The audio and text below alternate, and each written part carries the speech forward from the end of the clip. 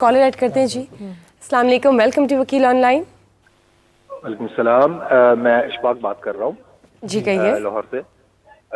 मेरा सवाल है, ये जो कंपनीज होती हैं जो कि रैंडम एडवर्टाइजिंग दे रही होती हैं, आजकल नए तरीके से कर रही होती हैं, व्हाट्सएप ग्रुप्स पे कर रही होती हैं, वो वेब्स पे आ रही होती हैं, तो उसमें जो है ना नई हमारी जो नई नस्ल है, वो नई जवान लड़के जो हैं वो बाहर जाने के लिए उनको जो है ना वो अप्रोच करते हैं और उनसे ना वीज़ा लेने के लिए कोई 6 लाख दे रहा होता है, कोई 2 लाख दे रहा होता है, कोई 5 लाख दे रहा होता है और फिर इन द एंड उनको जो है ना पता लगता है कि ये जो है ना वो फेक है।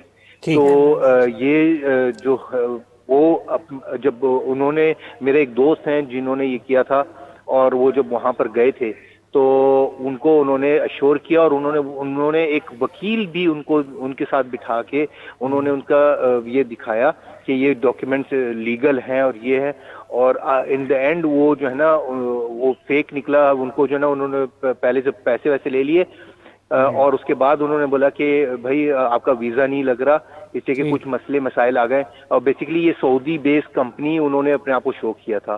तो अभी मेरा सवाल ये है कि ऐसे सूरत में वकील भी अगर वहां पर बैठे हुए उनके साथ इस तरीके से कर रहे हैं या पता नहीं फेक हैं वो वकील, तो किस तरीके से आदमी जो है ना वो पता लगाए कि ये एक्चुअल सच्ची चीज है या झूठे हैं। वकील भी जो बैठे हुए हैं, ठीक, ये बेसिकली फ्रॉड की बात कर रहे हैं जो पहले हम कर चुके हैं। कोई सूह आप कर सकते हैं स्कैमर पे? बिल्कुल हमारे पाकिस्तान में वर्क वीज़ा के लिहाज से जो दो बड़े मसले हैं उसमें सबसे बड़ा मसला है ये एजेंटी सिस्टम।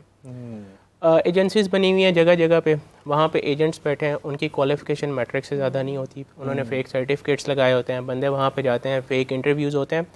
आप यकीन माने लाहौर के अंदर इतने ज़्यादा फेक मेडिकल सेंटर्स बने हुए हैं जो आपसे 15,000 रुपये मेडिकल के लेते हैं, जिनमें से वो एजेंट को 10,000 देते हैं, 5,000 खुद रखते हैं और जो लोग दूसरे शहरों से आते हैं उनका टाइम और पैसा सारा बर्बाद होता है। दूसरा, हमारे पास एक पोर्टल है, OEC पोर्टल, ओवरसीज़ इमिग्रेशन और एम्प्लॉयमेंट का पोर्टल है, जो इन एजेंसीज़ को चेक करने के लिए बनाया गया है, लेकिन उसकी इनएफिशिएंसी, उसकी इनएफिकेसी पे अगर बात की जाए तो आलम ये है कि अगर आप किसी भी एजेंसी, वहाँ पे सारी एजेंसीज का डाटा है, आप किसी भी एजेंसी का फ़ोन नंबर उठाएंगे तो वो कोई रैंडम बंदा उठा के कह रहा होगा कि भाई मैंने कोई एजेंसी नहीं बनाई हुई, मैं तो किसी जगह पे जॉब करता हूँ।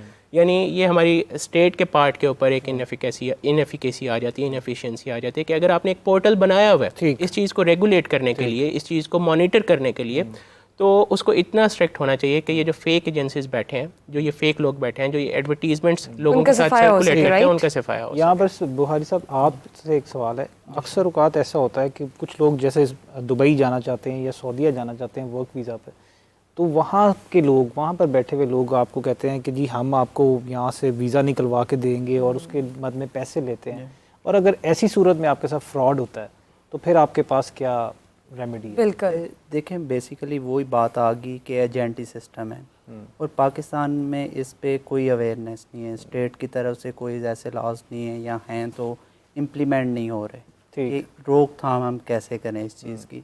अगर स्टेट की तरफ से एक स्ट्रिक्ट जो भी रूल्स बनाए जाएँ, उन पर इम्प्लीमेंटेशन हो जाए तो इस चीज़ को हम इजीली रोक सकते हैं, चेक एंड बैलेंस रखें। जैसे एक ब्रिटिश कौंसिल वालों ने रखा हुआ है कि वो अपने उन्होंने एजेंट्स रखे हुए हैं, वो कोर्सेज करवाते हैं और अपनी वेबसाइट पे उनका नाम डाल देते हैं कि हमारे यूके की तरफ से ये एजेंट्स हैं, आप इनसे कांटेक्ट करें, आपने विजिट वीज़ा पे आना है, आपने स्टडी वीज़ा पे आना है, तो आप इन लोगों को फॉलो करें।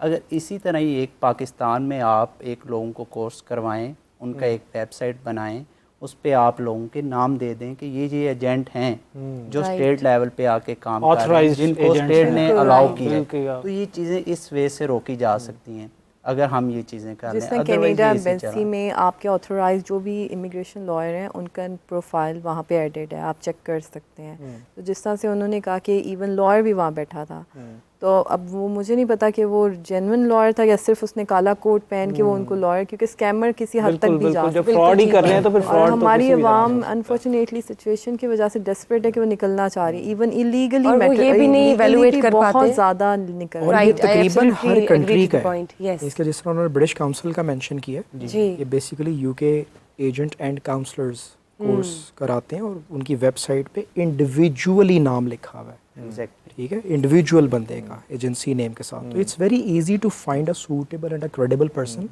जिसके साथ अपना आप यूके का प्रोसेस करा सकते हैं।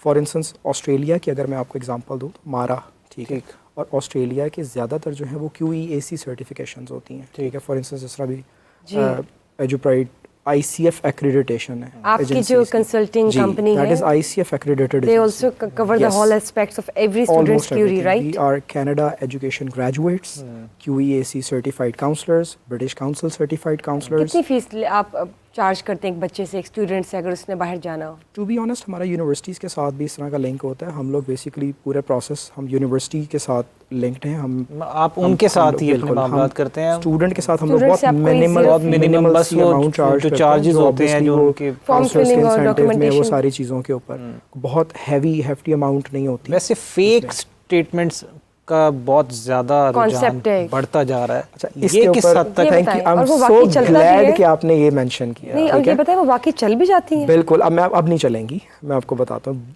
मुझे बड़ी खुशी हुई है कि आपने ये वाला जो है टॉपिक छेड़ा है। देखिए फेक स्टेटमेंट, अभी ये पिछले दिनों एक बड़ा एक हाइप क्रिएट हुई थी जी, वर्चुअल स्टेटमेंट। वो बेसिकली स्टेटमेंट इस तरह की होती है कि उसमें पैसे एग्जिस्ट नहीं करते। अच्छा, बस दिख रही होती मेरा है। सबको ये पैगाम है, जो जितने भी स्टूडेंट्स ये सुन रहे हैं और जितने भी लोग ये देख रहे हैं, ublbank.com, ublbank.com, faisalbank.com ये वेबसाइट है। स्कैमर्स ने क्या किया हुआ है कि सिमिलर वेबसाइट्स की डोमेन परचेज की हुई है। Right. फॉर इंस्टेंस ublbank.com को उन्होंने ubldigitalbank.com परचेज की हुई है। वो बैंक स्टेटमेंट देते हैं जिसकी वेरिफिकेशन वो कहते हैं वेरीफाई एट ubldigitalbank.com पे करो। तो उसमें पैसे नहीं होते, लेकिन अगर यही वेरिफिकेशन अगर हेड ऑफिस UBL उसके उसमें चली जाए, ओरिजिनल डोमेन पे, there we go. अब एम्बेसीज इस मामले में अच्छा, कितनी संजीदा नजर domains आती हैं? एम्बेसीज ने इसके ऊपर प्रॉपर एक्शन लिया है। एम्बेसीज को शुरू में खुद भी हुआ होगा, राइट? नहीं पता चलता था पहले, लेकिन अब पता चलना शुरू हो गया है। लेकिन जहाँ तक मेरा नॉलेज है, एम्बेसी के पास, स्पेशली यूएस एम्बेसी के पास ऑलरेडी आपका डाटा है, आपका नादरा का, आपकी बैंक स्टेटमेंट, आपका बैकग्राउंड, दे हैव एवरीथिंग। और एक सवाल यहाँ बड़ा even the pictures you take, the places you visit, social media की एक्सेस मांगते हैं वो तो। अक्सर लोग everything. पासपोर्ट का समझते हैं कि जी हम नया पासपोर्ट बनवा लेंगे तो जो हमारी ट्रैवल हिस्ट्री है वो एम्बेसी को पता नहीं चलेगी, तो हम पिछले पासपोर्ट पे ही वीज़ा लगवाएं। ऐसा भी कंसीडर होता है कि आपका पासपोर्ट ट्रैवल हिस्ट्री उनके पास होती नहीं है, लेकिन डाटा शेयरिंग तो होती है। ठीक है, कुछ कंट्रीज अगर निगलेक्ट कर दें वो एक अलग बात है। फॉर इंस्टेंस आपने एक एम्बेसी में वीज़ा डाला है, visa officer was busy somewhere, उसने ओवरलुक कर दिया, आप निकल गए।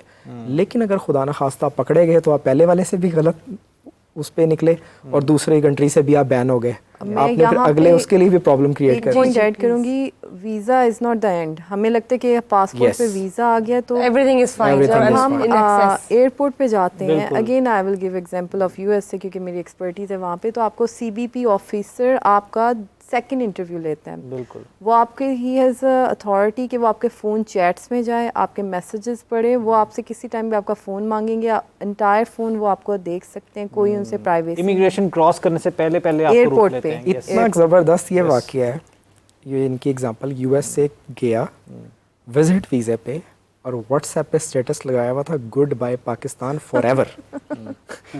ठीक, एयरपोर्ट से वापस आया बंदा। नहीं, वो भी Basically status लगाया हुआ है, good ऐसा bye भी हुआ है, पाकिस्तान forever।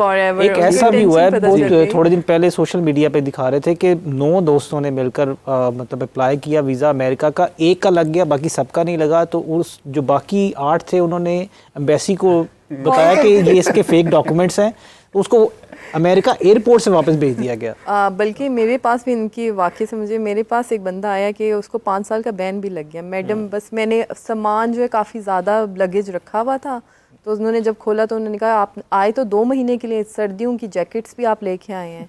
तो उनको उनसे टेंशन पता चल गई कि he has a plan to stay in America, तो उन्होंने वापस भेज के बैन लगा दिया 5 साल का। अच्छा, ये भी बताइएगा कि असाइलम चाहे किसी भी मुल्क में जाकर लिया जाए, उसकी क्या लीगल वैल्यू है, और एक शख्स अगर असाइलम पर है, usually people there is a percentage, और अगर एक शख्स वहाँ पर है तो क्या वो असाइलम पर रहते हुए अपनी फैमिली या किसी को बुला असाइलम सकता है? सीकिंग की जो इसकी एक वैल्यू क्या होती है उस country असाइलम में? सीकिंग का जो एक पूरा प्रोसेस है, उसके लिए सबसे पहले आप ये अंडरस्टैंड करें कि असाइलम चाहिए किनको होता है। Asylum is basically kind of a shelter which countries You are in provide, means कि danger रिफ्यूजी स्टेटस, मींस कि हम अफगानिस्तान, हम लोग अफगानी नेशनल्स को पाकिस्तान में शेल्टर देते हैं, हमारे लिए वो असाइलम सीकर्स हैं। इसी तरह अगर हम किसी और कंट्री में जाते हैं और वहाँ पे जाके अगर हम शेल्टर मांगते हैं या रिफ्यूज स्टेटस अपना उसको कराते हैं और असाइलम सीक करते हैं, किस बुनियाद पर असाइलम लिया जा सकता है? जान को खतरा।